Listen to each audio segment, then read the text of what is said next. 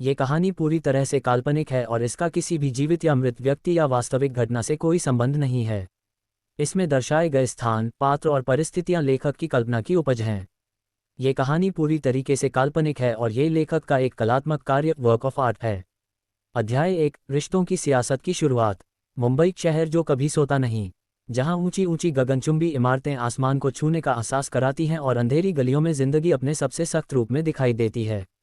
इस शहर का हर कोना एक नई कहानी कहता है, और इन्हीं कहानियों में सबसे खतरनाक और रोमांचक नाम था देववंश सिंह ओबरॉय। फायर देववंश सिंह ओबरॉय, डर का दूसरा नाम। देववंश का नाम सुनते ही अंडरवर्ल्ड से जुड़े हर छोटे बड़े गुंडे की रूह कांप उठती थी। वह सिर्फ इंसान नहीं, बल्कि तूफान था। उसके साम्राज्य की नींव खून, हिंसा और डर पर रखी गई थी। मुंबई के अंधेरे इलाकों से लेकर दुबई, हांगकांग और लंदन तक उसके नेटवर्क फैले हुए थे। लेकिन लोग सिर्फ उसका खौफ ही नहीं जानते थे, उसकी दूसरी पहचान भी उतनी ही चमकदार थी, ओबरॉय इंडस्ट्रीज। यह एशिया की सबसे बड़ी कंपनियों में से एक थी। Textile, fashion, cosmetics, steel, real estate और यहाँ तक कि हथियारों के कारोबार तक ओबरॉय इंडस्ट्रीज का दबदबा हर जगह था। देववंश सिर्फ एक माफिया नहीं था, बल्कि एक चतुर बिजनेसमैन भी था। वह अपने भाइयों के लिए दीवार बनकर खड़ा रहता। उसके लिए परिवार सबसे ऊपर था। उसके लिए सत्ता, दौलत, ताकत सब सिर्फ इसलिए थे ताकि उसका परिवार सुरक्षित और इज्जतदार रहे। गुलूबंद अर्जुन सिंह ओबरॉय, हथियारों का बादशाह और समाज सेवक। देववंश का दूसरा सबसे बड़ा सहारा था उसका छोटा भाई अर्जुन सिंह ओबरॉय। वह ओबरॉय इंडस्ट्रीज के एरोस्पेस और डिफेंस विंग का प्रमुख था। उसका व्यापार गन, एयरक्राफ्ट और यहाँ तक कि अत्याधुनिक फाइटर जेट बनाने तक फैला हुआ था। दुनिया के हर बड़े देश की सेना उसके क्लाइंट्स की लिस्ट में थी। अर्जुन सिर्फ एक बिजनेसमैन नहीं था, बल्कि टेक्नोलॉजी और समाज सेवा का मास्टर था। वह एक महान सोशलिस्ट भी था, जो अपनी कमाई का एक बड़ा हिस्सा डोनेशन में देता था। उसकी चैरिटी संस्थाएं पूरे देश में शिक्षा और स्वास्थ्य के क्षेत्र में काम करती थीं। बाहर से वह एक करिश्माई, दानवीर उद्योगपति था, जिसके दिल में गरीबों के लिए हमदर्दी थी, लेकिन अंदर से वह पूरी तरह अपने बड़े भाई देववंश का वफादार था।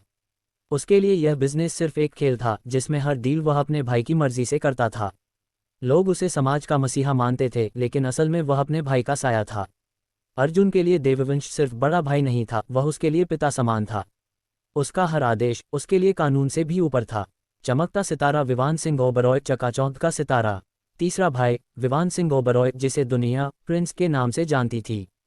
वह बॉलीवुड का नहीं, बल्कि हॉलीवुड तक का सुपरस्टार था। लाखों करोड़ों फैंस उसकी एक मुस्कान पर दीवाने थे। पर उसकी चकाचौंध भरी दुनिया के पीछे उसका दिल हमेशा अपने परिवार के लिए धड़कता था। वह अपने भाइयों के लिए जान भी दे सकता था। लोग उसे स्क्रीन पर हीरो मानते थे, लेकिन असल जिंदगी में भी वह अपने परिवार का असली हीरो था। स्माइल ईशान सिंह ओबरॉय, मासूम पर खतरनाक। सबसे छोटा भाई ईशान, वह देववंश का दाहिना हाथ था। उसके चेहरे पर हमेशा मुस्कान रहती थी। उसकी शरारतें परिवार को हंसा देती थीं, लेकिन जब बात सम्मान या सुरक्षा पर आती थी, तो वह किसी आग उगलते शेर से कम नहीं था। उसके अंदर एक अनोखा संतुलन था, मासूमियत और गुस्सा, और यही संतुलन उसे परिवार का सबसे प्यारा और जरूरी सदस्य बनाता था। अगर ओबरॉय भाइयों का साम्राज्य आज इतना विशाल और शक्तिशाली है, तो उसकी नींव और उसके स्तंभों का गहरा इतिहास है। ये कहानी सिर्फ देववंश, अर्जुन, विवान और ईशान की नहीं, बल्कि उनके माता पिता और दादा दादी की है, जिन्होंने अपने खून, पसीने और समझदारी से इस परिवार को आज इस मुकाम तक पहुंचाया है। रुद्र प्रताप और सुवर्णा, साम्राज्य की नींव। ओबरॉय परिवार की नींव रखी थी उनके पिता रुद्र प्रताप सिंह ओबरॉय ने। वह मुंबई के सबसे शक्तिशाली माफिया थे, जिनका नाम सुनकर लोग कांप उठते थे। लेकिन रुद्र प्रताप के लिए ये ताकत सिर्फ अपने परिवार को सुरक्षित रखने का एक जरिया थी। वह कठोर थे, लेकिन उनके दिल में अपने बेटों के लिए असीम प्यार था। उनकी पत्नी सुवर्णा सिंह ओबरॉय अपनी पीढ़ी की सबसे मशहूर और सफल फैशन डिजाइनर थीं। वह अपने पति की कठोर दुनिया में एक शांति और कला की लहर की तरह थीं। उन्होंने अपने बेटों में नैतिकता, कला और प्यार के बीज बोए। ओबरॉय परिवार का जीवन तब हमेशा के लिए बदल गया, जब एक भीषण गैंग वॉर में रुद्र प्रताप की जान चली गई। उन्होंने अपनी जान की परवाह किए बिना एक बच्चे को बचाया। इस दुखद घटना ने उनके बेटों को हिला दिया। उनकी मां सुवर्णा इस सदमे को बर्दाश्त नहीं कर पाईं और अपने पति की मौत के कुछ ही महीनों बाद चल बसीं। इस घटना ने देववंश को अपने भाइयों के लिए एक दीवार बनने पर मजबूर कर दिया। अभय प्रताप और जानकी देवी, परिवार के स्तंभ। रुद्र प्रताप और सुवर्णा के असमय चले जाने के बाद ओबरॉय परिवार को संभाला उनके दादा दादी ने। दादा महाराज अभय प्रताप सिंह ओबरॉय अपनी पीढ़ी के सबसे प्रभावशाली राजनेताओं में से एक थे। सत्ता के गलियारों में उनकी पकड़ इतनी मजबूत थी कि उनका एक इशारा ही काफी होता था। उनका राजनीतिक अनुभव और दूरदर्शिता आज भी ओबरॉय भाइयों के काम आती है। वहीं दादी महारानी जानकी देवी ओबरॉय इस परिवार की सच्ची मैट्रियार्क हैं। वह अपने स्वभाव से शांत, दयालु और समझदार हैं। उन्होंने ही अपने पोतों को सही गलत का फर्क सिखाया और उन्हें परिवार के मूल्यों से जोड़े रखा। जानकी देवी का प्यार और उनका भावनात्मक सहारा ही इस परिवार को अंदर से जोड़े रखता है। आज भी जब ओबरॉय भाइयों को कोई मुश्किल आती है तो वे अपने दादा दादी की सलाह और प्यार के लिए उनके पास जाते हैं। अभय प्रताप की राजनीतिक समझ और जानकी देवी की ममता ही इस परिवार को सिर्फ एक माफिया और बिजनेस साम्राज्य से कहीं ज्यादा बनाती है। यह एक ऐसा परिवार है जहां रिश्ते और विरासत सबसे ऊपर हैं, और इन्हीं दोनों बुजुर्गों की बदौलत ये परिवार आज भी अपनी जड़ों से जुड़ा हुआ है। अब कहानी का दूसरा सिरा। मुंबई की भीड़भाड़ से दूर एक छोटे से अनाथ आश्रम में रहती थी ईशा। वह सचमुच किसी परीक्षा की नायिका जैसी थी। लंबे, घने, काले बाल, गोरा रंग और सबसे खास नीली आंखें। उन आंखों में मासूमियत भी थी और गहराई भी। ईशा की सबसे बड़ी खूबसूरती उसका दिल था। वह हर किसी का दर्द समझ लेती थी। उसकी हंसी आश्रम के हर कोने को रोशन कर देती थी। लेकिन उसके जीवन में एक खालीपन था, माँ बाप का प्यार। उसे मंदिर के पास नदी किनारे पर आश्रम के काका ने पाया था। किसने छोड़ा, क्यों छोड़ा, यह आज तक कोई नहीं जान पाया। ईशा की सबसे अच्छी दोस्त थी मेहर। वह भी अनाथ थी। दोनों एक दूसरे की परछाई थीं, सुख दुख की साथी। आश्रम में उनका रिश्ता बहनों से भी बढ़कर था। जश्न उस दिन आश्रम में एक खास पूजा थी। हवन की अग्नि जल रही थी और बच्चों की हंसी गूंज रही थी। इस पूजा में अर्जुन सिंह ओबरॉय डोनेशन देने आया था। उसकी बुलेट प्रूफ गाड़ियों का लंबा काफिला आश्रम के बाहर खड़ा था। अर्जुन पूजा स्थल के पास की सीढ़ियों पर खड़ा था, कान पर सैटेलाइट फोन लगा हुआ था। वह अपने क्लाइंट से एक बड़ी फाइटर जेट डील पर बात कर रहा था। उसकी पूरी एकाग्रता उस डील पर थी। तभी मेहर अपने हाथ में पूजा की थाली लिए जल्दी जल्दी यज्ञवेदी की ओर बढ़ रही थी। उसका ध्यान हड़बड़ी में था। एकदम से पहली सीढ़ी पर उसका पैर फिसला। एक दबी हुई चीख। अर्जुन का ध्यान तुरंत टूटा। फोन हाथ में लिए वह पलटा। उसने देखा कि एक लड़की हवा में लड़खड़ा रही थी, जमीन पर गिरने ही वाली थी। पलक झपकते ही अर्जुन आगे बढ़ा। उसका मजबूत बड़ा हाथ बिजली की तेजी से मेहर की कमर पर आया और उसने गिरते हुए शरीर को थाम लिया। मेहर कांप गई। उसकी सांसें रुक गईं। उसकी आंखों में डर और भ्रम था। उसकी नीली मासूम आंखें सीधे अर्जुन की गहरी निर्भीक आंखों से मिलीं। थाली से गिरे हुए फूल सीढ़ियों पर बिखर चुके थे। ठीक उसी पल पास के पीले फूलों के वृक्ष से एक तेज हवा का झोंका आया। हजारों चमकीले पीले फूल उन दोनों पर किसी बारिश की तरह बरसने लगे। अर्जुन का मजबूत हाथ मेहर की कमर पर टिका था और वे पीले फूलों की बौछार में एक दूसरे की आंखों में खोए थे। वह दृश्य किसी पेंटिंग जैसा था। अर्जुन की आवाज़ धीमी हुई। तुम ठीक हो? मेहर ने सिर्फ सिर हिलाया। अर्जुन ने धीरे से उसे छोड़ा। मेहर वहां से भाग गई, पर अर्जुन वहीं खड़ा रहा। उसने फोन काटा और अपनी नज़रें मेहर के हर कदम पर टिका दीं। पूरी पूजा के दौरान अर्जुन का ध्यान पूजा पर नहीं, बल्कि मेहर की मासूमियत और उसकी घबराहट पर था। एक नया खतरनाक जुनून उसके भीतर जन्म ले चुका था। मेहर की मासूमियत और खूबसूरती ने अर्जुन को घायल कर दिया। उसके लिए यह पहली नज़र का प्यार था या शायद एक खतरनाक जुनून। वह तुरंत अपने अंगरक्षकों को इशारा करता है। उसकी आंखों में चमक थी, पर उसके पीछे छुपी थी चालाकी और खतरा। पूजा खत्म हुई। मेहर ईशा के साथ हंसते बोलते बाहर निकली, लेकिन तभी अचानक कुछ गुंडों ने उसे घेर लिया। ईशा घबरा गई। उसने चीखकर मेहर का नाम पुकारा, लेकिन किसी ने मदद नहीं की।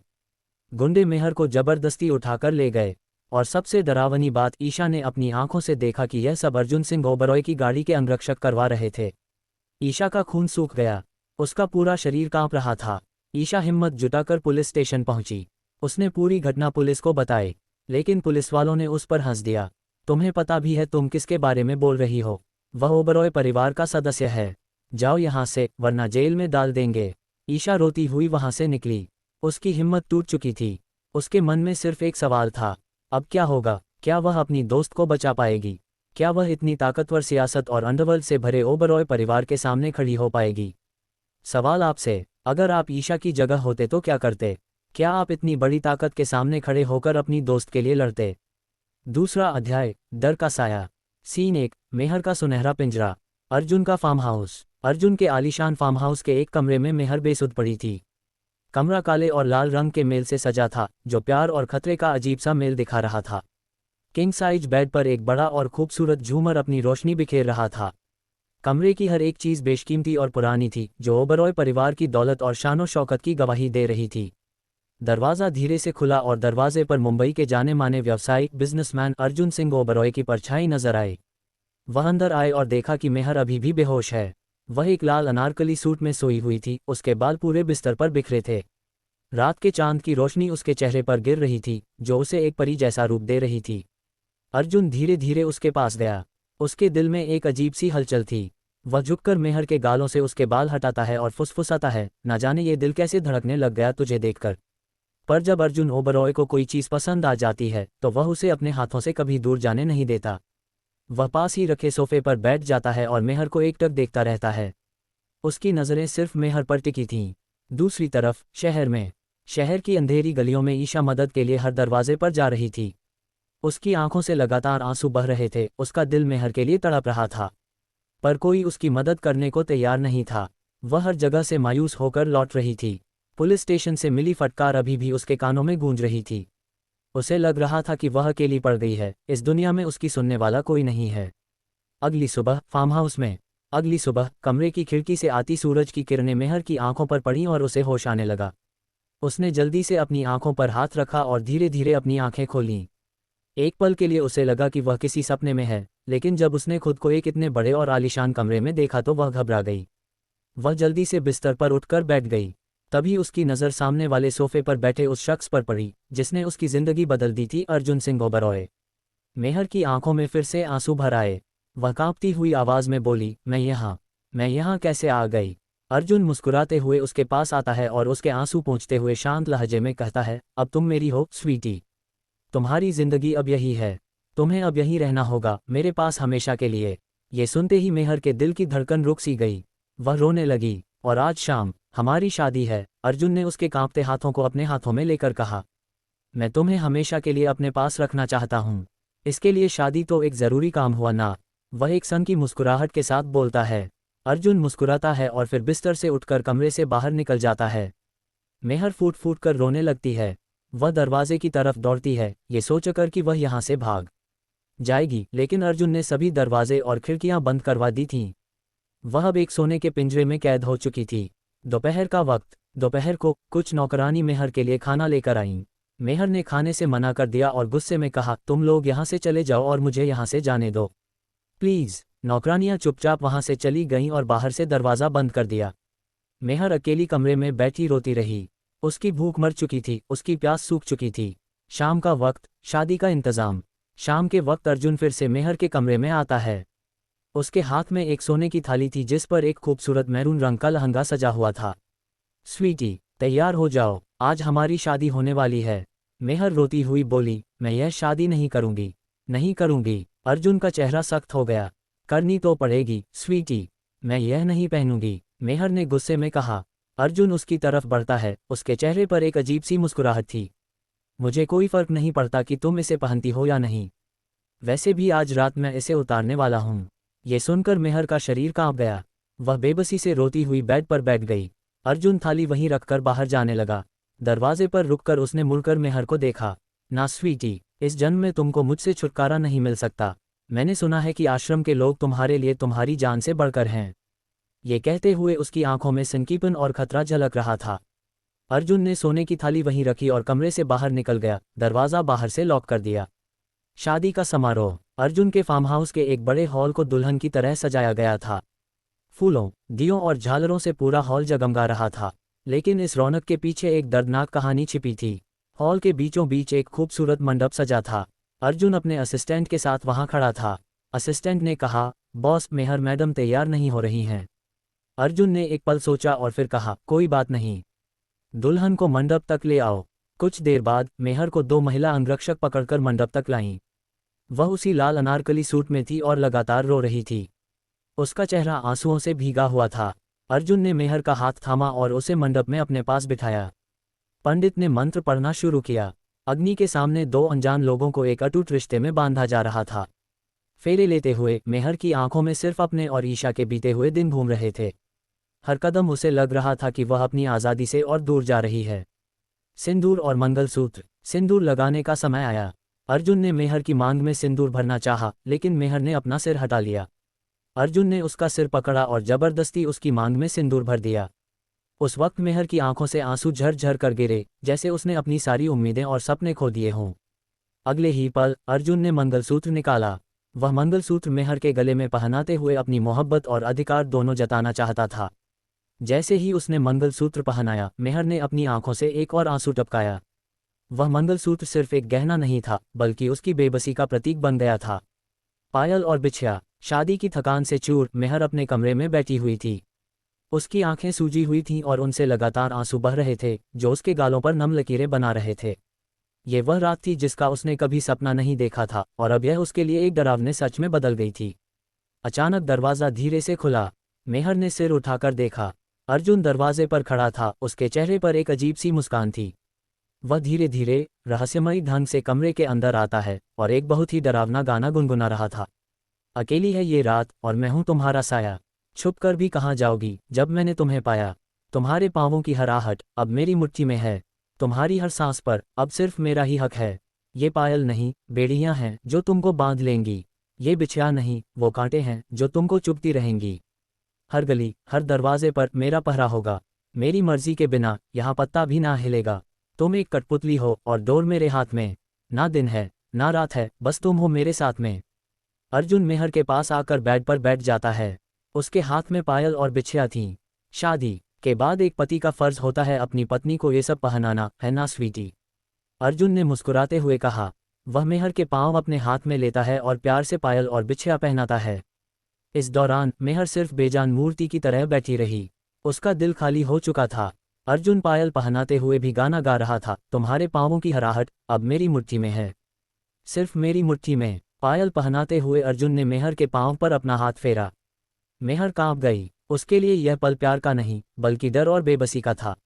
अर्जुन ने धीरे से कहा, आज से तुम सिर्फ मेरी हो मेहर, सिर्फ मेरी। मेहर अपनी आंखों में आंसू लिए उसे देखती रही।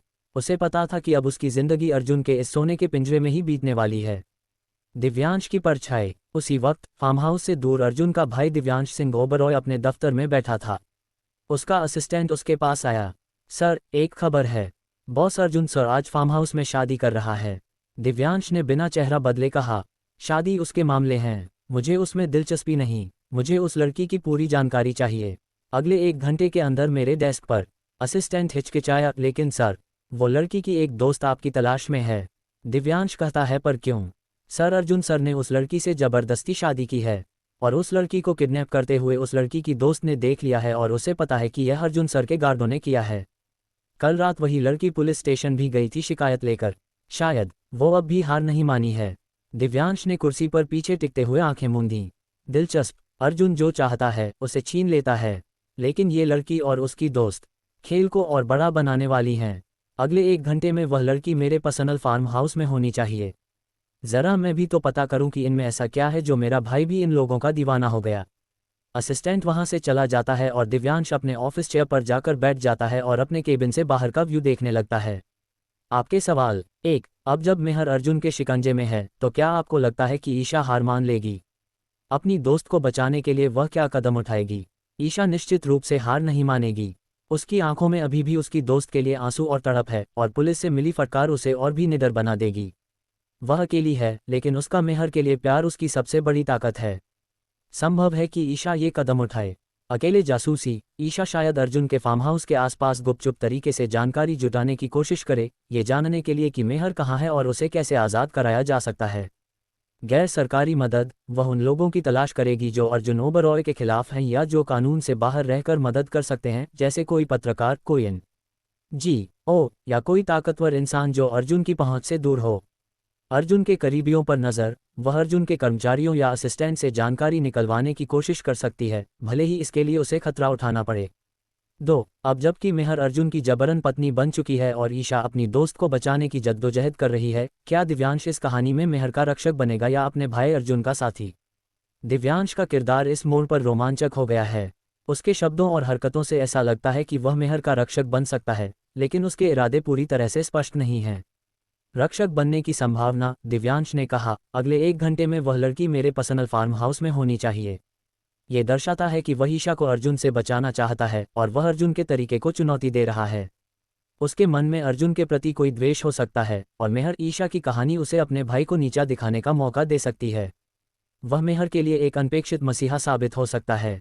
भाई का साथी या नया शिकारी बनने की संभावना। दूसरी ओर उसका ये कहना कि जरा मैं भी तो पता करूं कि इनमें ऐसा क्या है जो मेरा भाई भी इन लोगों का दीवाना हो गया, ये सनक का संकेत भी हो सकता है। हो सकता है कि वह मेहर की मदद करने के बजाय उसे अर्जुन के चुंगल से निकालकर खुद के शिकंजे में डालना चाहता हो, ये सोचकर कि जो चीज़ अर्जुन को पसंद है वह उसकी भी हो सकती है। तीसरा अध्याय, एक नया साया। सीन 1, उम्मीद की किरण और नया खतरा। ईशा का आश्रम। ईशा आश्रम के बीच आंगन में बेसुध पड़ी थी। उसकी आंखें लाल थीं और चेहरे पर बेबसी साफ झलक रही थी।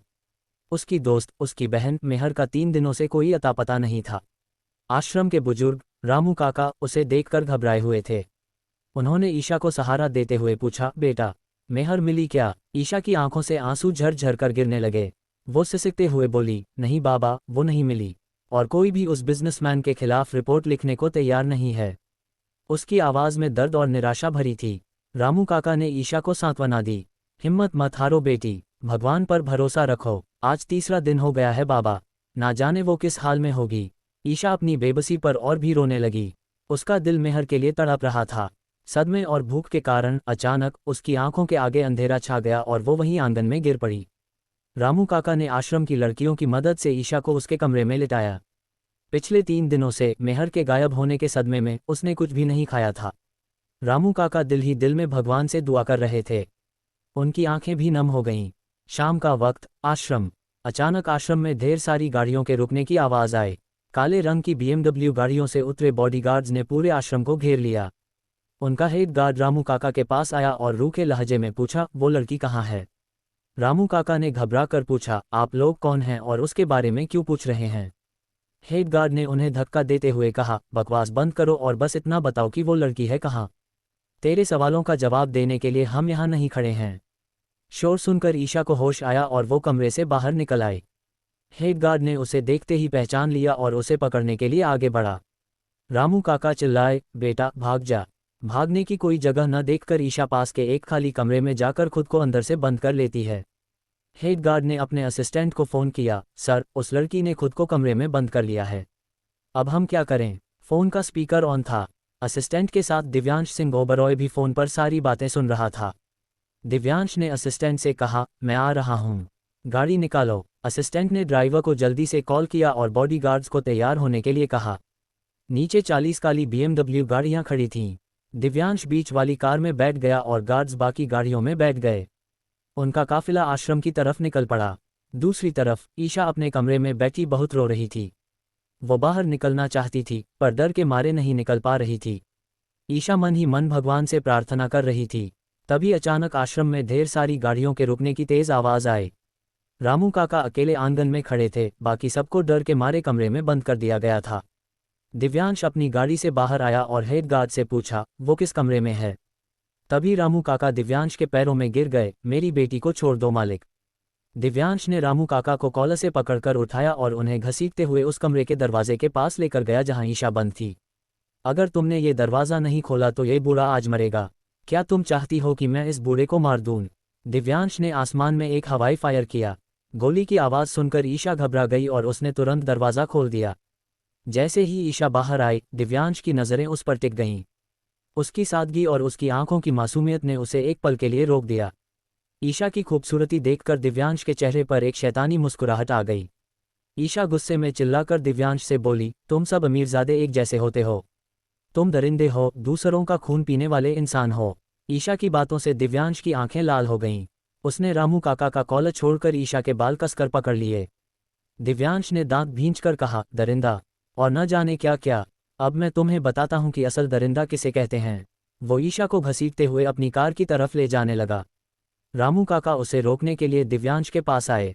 दिव्यांश ने गुस्से में अपनी पिस्तौल से रामू काका के हाथ पर गोली चला दी। आहा! रामू काका दर्द से चिल्लाए और वहीं पर बेहोश होकर गिर पड़े।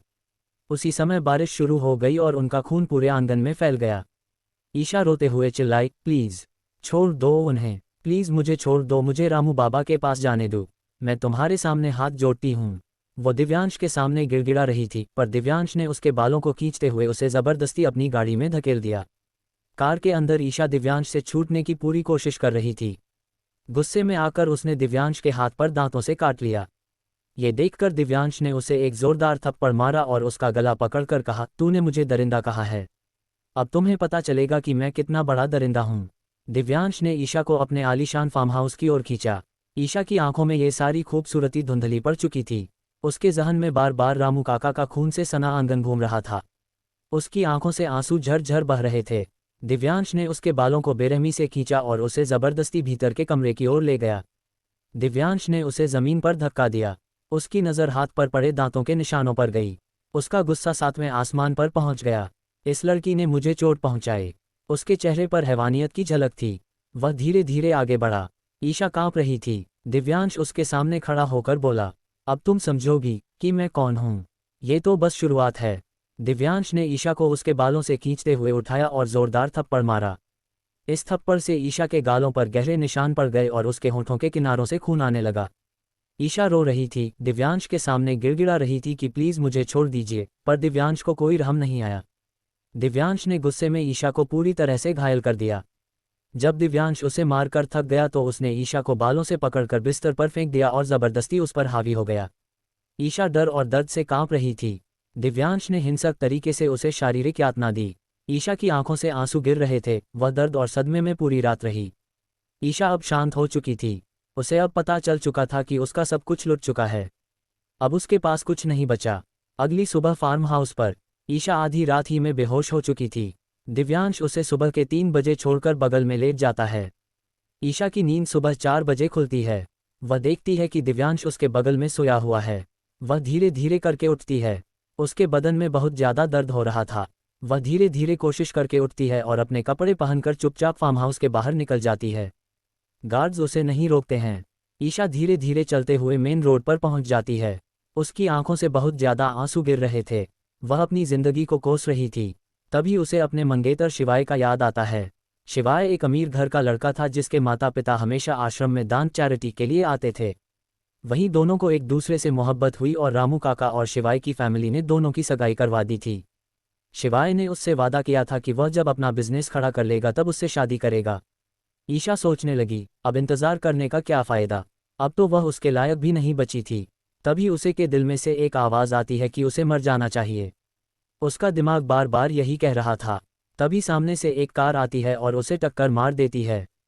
कार से एक मिडिल एज औरत निकलती है जो डर जाती है। वह अपने ड्राइवर से कहती है कि इसे अस्पताल लेकर जाना चाहिए, और वह औरत फिर ईशा को अस्पताल लेकर निकल जाती है। दिव्यांश के इस हिंसक बर्ताव के बाद क्या ईशा कभी भी किसी पर भरोसा कर पाएगी?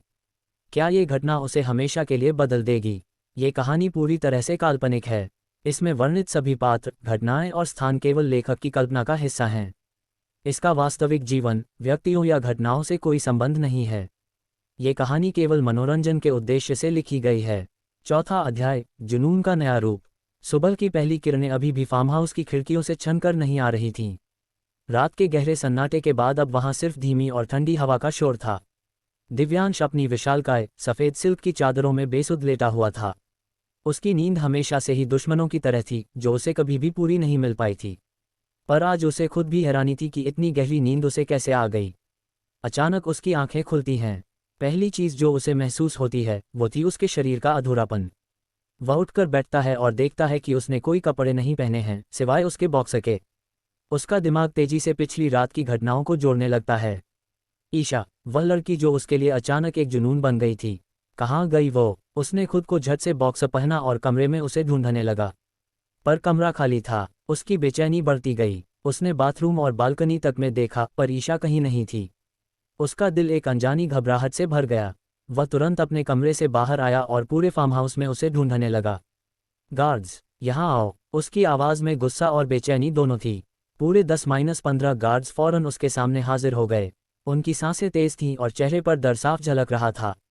दिव्यांश ने गुस्से से पूछा, वो लड़की कहाँ है? तुम लोगों ने उसे बाहर क्यों जाने दिया? एक गार्ड ने डरते डरते जवाब दिया, सर वो सुबह ही चली गई थीं। हमें लगा कि आपने उन्हें जाने का आदेश दिया होगा क्योंकि आपने हमें उन्हें रोकने के लिए कुछ नहीं कहा था। ये सुनते ही दिव्यांश का चेहरा गुस्से से लाल हो गया। उसकी आंखों में आग जल रही थी। उसकी नसों में गुस्सा इस कदर दौड़ रहा था कि वो खुद पर काबू नहीं रख पा रहा था।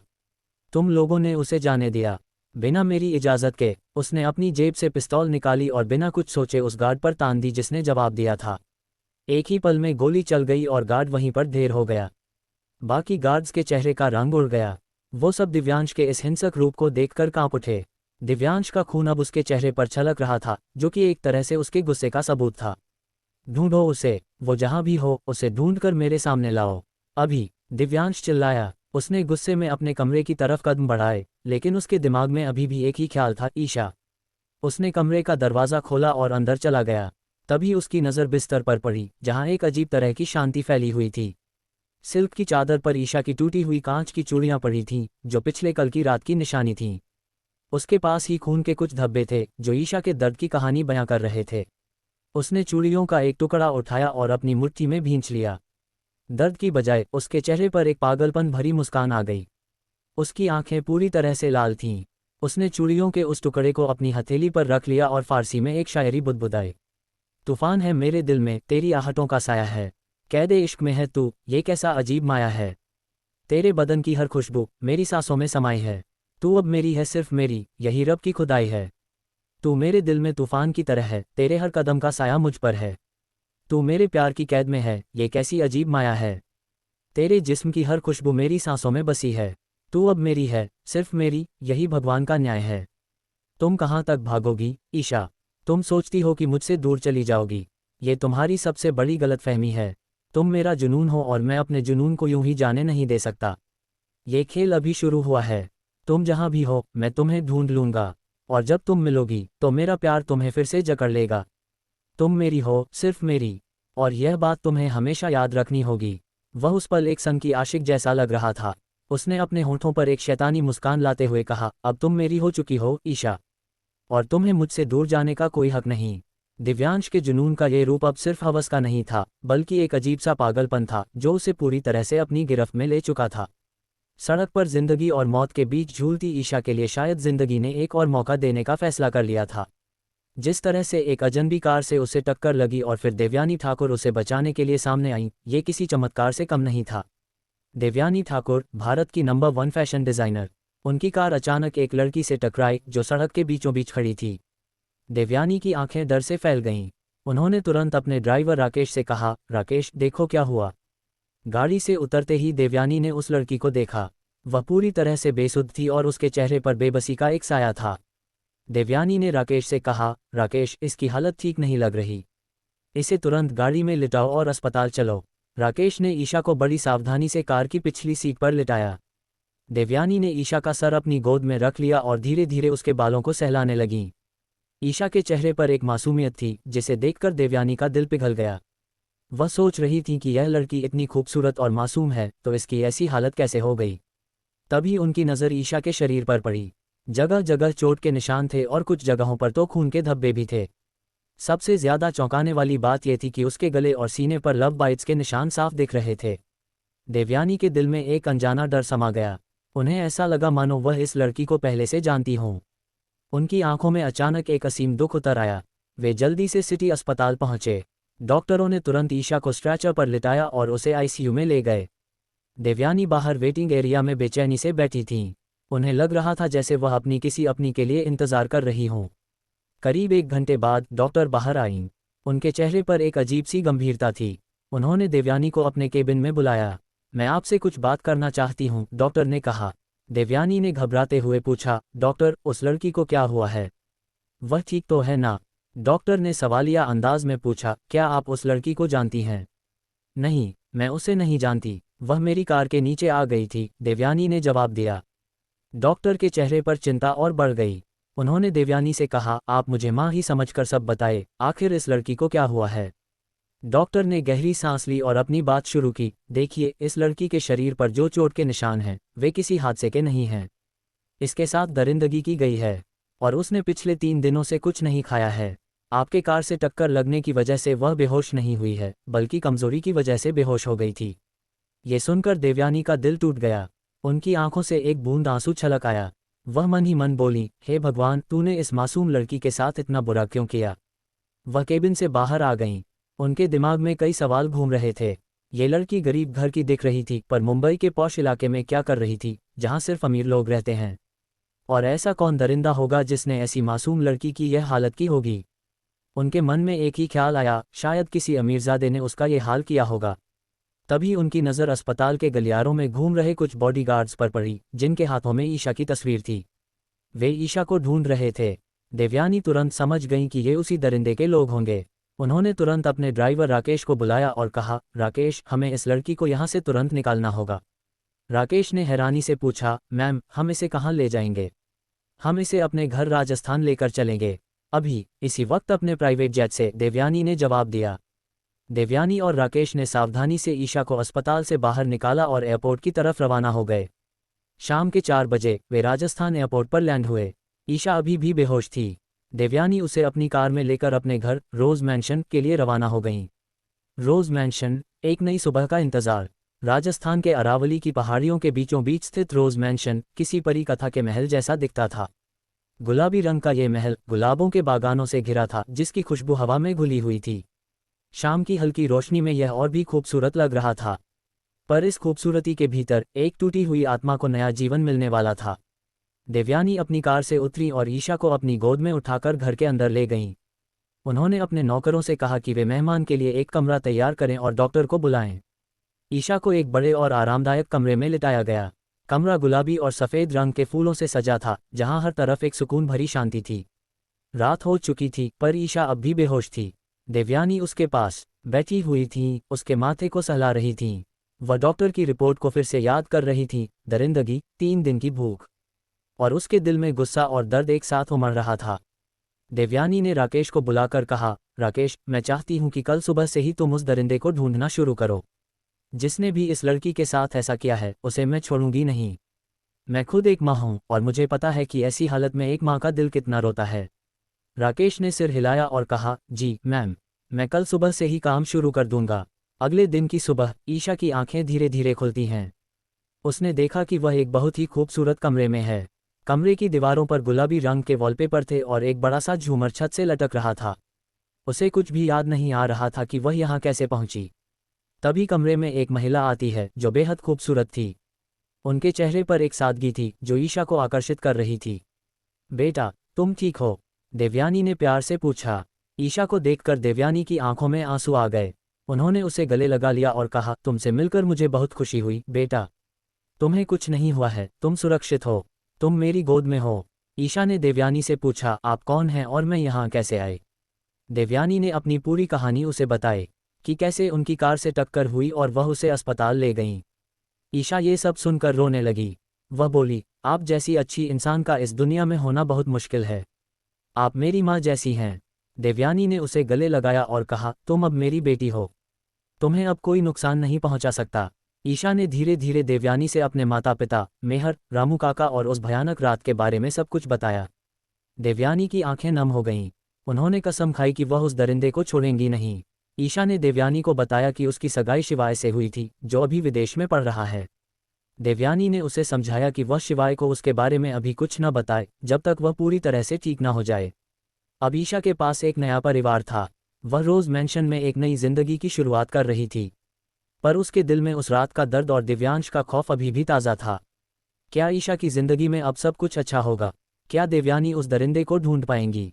5वां अध्याय, एक नई सुबह और एक नई साजिश। दूसरी तरफ मेहर को अर्जुन के फार्म हाउस में आए हुए करीब 1 हफ्ता हो चुका था, लेकिन वो अर्जुन को कभी अपने करीब नहीं आने देती थी। उसे पिछली रात का भयानक मंजर याद आ रहा था, जब उसकी सुहागरात थी। उस रात उसने अर्जुन को धमकी दी थी कि अगर वो उसके पास आया तो वो अपनी जान दे देगी। उसने पास रखा कांच का गिलास तोड़कर उसके टुकड़े को अपने गले पर रख लिया था। ये देखकर अर्जुन घबरा गया था और बोला, ठीक है, मैं तुम्हारे पास नहीं आऊँगा। अर्जुन ने यह बात कह तो दी थी, पर उसका मन बेचैन था। उसे हर पल मेहर के करीब जाना था और इस चाहत में वो दिन ब दिन और भी ज़्यादा बेचैन और गुस्से से भरता जा रहा था। एक रात वो मेहर के कमरे में आया और उससे कहने लगा, तुम मुझे अपने पास नहीं आने दे रही, क्या मैं तुम्हें एक बार गले भी नहीं लगा सकता? प्लीज़, बस एक बार मुझे गले लगाने दो। मेहर ने सोचा कि सिर्फ एक बार गले लगाने की तो बात है, उसके बाद अर्जुन यहाँ से चला जाएगा। पर यह उसकी सबसे बड़ी भूल थी। अर्जुन के हाथ में एक इंजेक्शन था जिसमें एक नशीला, यौन उत्तेजक ड्रग था। जैसे ही मेहर ने उसे गले लगाया, अर्जुन ने उसके गले में वो इंजेक्शन लगा दिया। मेहर ने तुरंत उसे धक्का दिया और चिल्लाकर बोली, तुमने मेरे साथ ये क्या किया है? अर्जुन के चेहरे पर एक डरावनी, शैतानी मुस्कान आ गई। मेरी प्यारी स्वीटी, मुझे तुम चाहिए, वो फुसफुसाया, चाहे जैसे भी। तुम्हें पाने के लिए मैं कुछ भी कर सकता हूँ, कुछ भी, यहाँ तक कि किसी को मार भी सकता हूँ। मेहर के चेहरे पर धीरे धीरे पसीना आने लगा और उसका शरीर काबू से बाहर होने लगा। वो खुद को नियंत्रित करने की पूरी कोशिश कर रही थी। वो दौड़कर वॉशरूम में गई और दरवाज़ा अंदर से बंद कर लिया। वो शावर के नीचे खड़ी हो गई और ठंडे पानी का शावर लेने लगी। उसका मन पूरी तरह से बेकाबू हो चुका था। वो अपनी गर्दन को नोचने लगी और धीरे धीरे अपने सारे कपड़े उतारने लगी। बाहर अर्जुन एक गाना गा रहा था, काय से कहूँ इश्क में तेरे, कितना हूँ बेताब मैं, आंखों से आंखें मिला के, चुरा लूं तेरे ख्वाब में X2, मेरे साए हैं साथ में, यारा जिस जगह तुम हो, मैं जो जी रहा हूँ, वजह तुम हो, वजह तुम हो, X2, हो, है ये नशा या है जहर, इस प्यार को हम क्या नाम दें, इस प्यार को हम क्या नाम दें, है ये नशा या है जहर, इस प्यार को हम क्या नाम दें, कब से अधूरी है एक दास्तां, आजा उसे आज अंजाम दें, तुम्हें भूलूं कैसे मैं, मेरी पहली खता तुम हो। जैसे ही गाना खत्म हुआ, मेहर ने वॉशरूम का दरवाज़ा खोला और मेहर ड्रग्स के नशे में अर्जुन के पास गई। अर्जुन, प्लीज़ मेरी मदद करो, उसने लड़खड़ाती हुई आवाज़ में कहा। अर्जुन ने कहा, मैं अपनी बीवी की बात कैसे टाल सकता हूँ। और फिर उसने मेहर को अपनी गोद में उठाकर बिस्तर पर लिटाया। उस रात वो दोनों एक हो गए, एक पति पत्नी की तरह। अगली सुबह जब मेहर की आंखें खुलीं तो उसने खुद को एक सफ़ेद सिल्क की चादर में अर्जुन के साथ सोते हुए पाया। वो उसे देखकर रोने लगी। उसके पूरे शरीर में भयानक दर्द था और उसने देखा कि उसकी पूरी देह पर जगह जगह लव बाइट्स के निशान थे। उससे चला भी नहीं जा रहा था। वो खुद को चादर में लपेटकर वॉशरूम की तरफ गई और शावर के नीचे बैठकर बुरी तरह रोने लगी। हे भगवान, ये सब मेरे साथ ही क्यों हो रहा है। वो बार बार यही सोच रही थी, क्यों आपको मुझ पर दया नहीं आती। वो लगातार 3 घंटे तक वॉशरूम में उसी तरह बैठी रही और फिर बेहोश हो गई।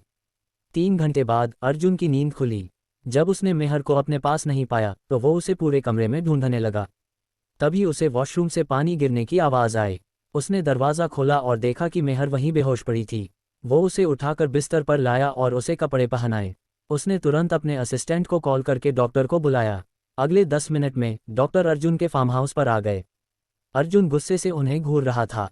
उसे यह बिल्कुल पसंद नहीं आ रहा था कि कोई उसकी बीवी के पास आए, पर वो जानता था कि डॉक्टर अपना काम कर रहे थे।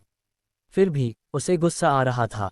डॉक्टर ने मेहर को चेक किया और अर्जुन से कहा, सर, मैडम ज़्यादा देर तक पानी में रहने की वजह से बेहोश हो गई हैं और कुछ दिनों से वो डिप्रेशन में भी चल रही हैं। यह उनके लिए ठीक नहीं है। उनका ख्याल रखिए और उनके खाने पीने का भी ध्यान रखिए। उसी रात मुंबई के एक आलीशान और शानदार होटल द ओबरॉय पैलेस में 2 भाई अपने हाथों में विस्की का गिलास लिए अपने दूसरे 2 भाइयों का मजाक उड़ा रहे थे। ये थे ओबरॉय परिवार के तीसरे और चौथे बेटे, विवान सिंह ओबरॉय और ईशान सिंह ओबरॉय।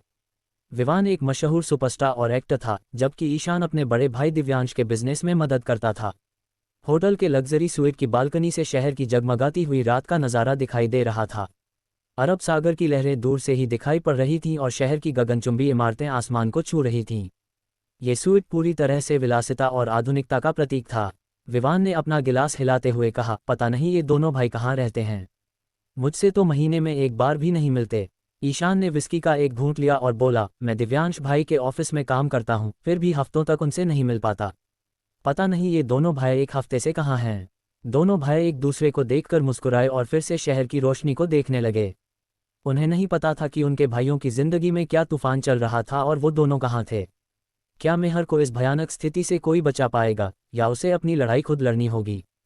6वां अध्याय, ओबरॉय विला का दरबार। अगली सुबह मुंबई का आलीशान hotel the Oberoi palace. Vivaan और ईशान अपने अपने कमरों में गहरी नींद में सोए हुए थे। अचानक ईशान के फ़ोन पर दादी का कॉल आया। आधी नींद में ही उसने फ़ोन उठाया और बिना कॉलर आईडी देके हड़बड़ाते हुए बोला, अबे कौन है? इतना सुबह सुबह कौन कॉल करता है? दूसरी तरफ से दादी की नाराज़गी भरी आवाज़ आए, अरे नालायक, मैं हूँ। तुम चारों भाई 1 महीने से कहाँ हो? मैंने पिछले 1 महीने से तुम चारों का चेहरा तक नहीं देखा।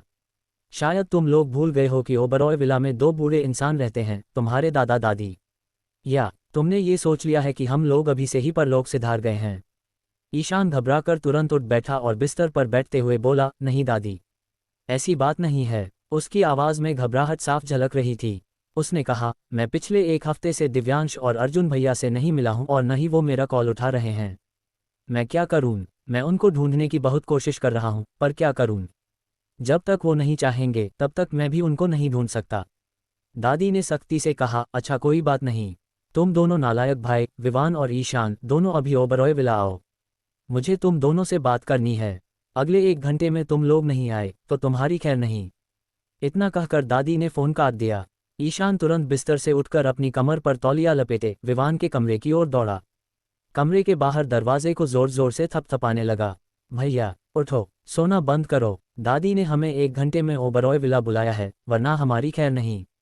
इतनी जोर की आवाज़ सुनकर विवान हड़बड़ा कर उठा और दरवाज़ा खोलकर बोला, अबे कुत्ते, इतनी तेज़ी से दरवाज़ा क्यों ठोक रहा है?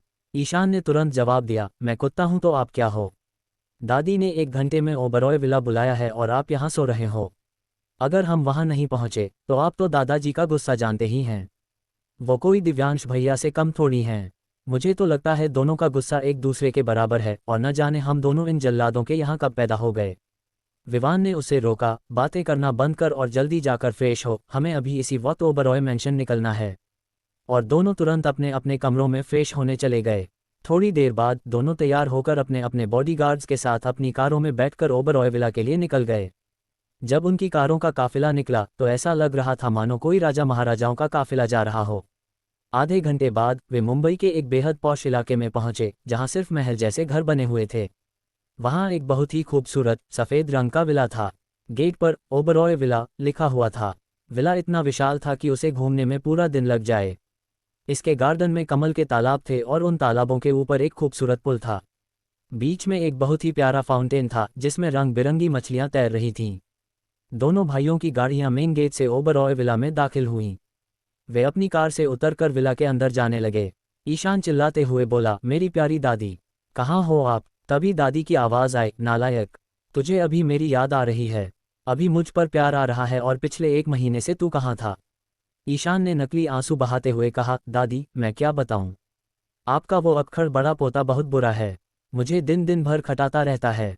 मैं उसके ऑर्डर्स फॉलो करते करते थक चुका हूं।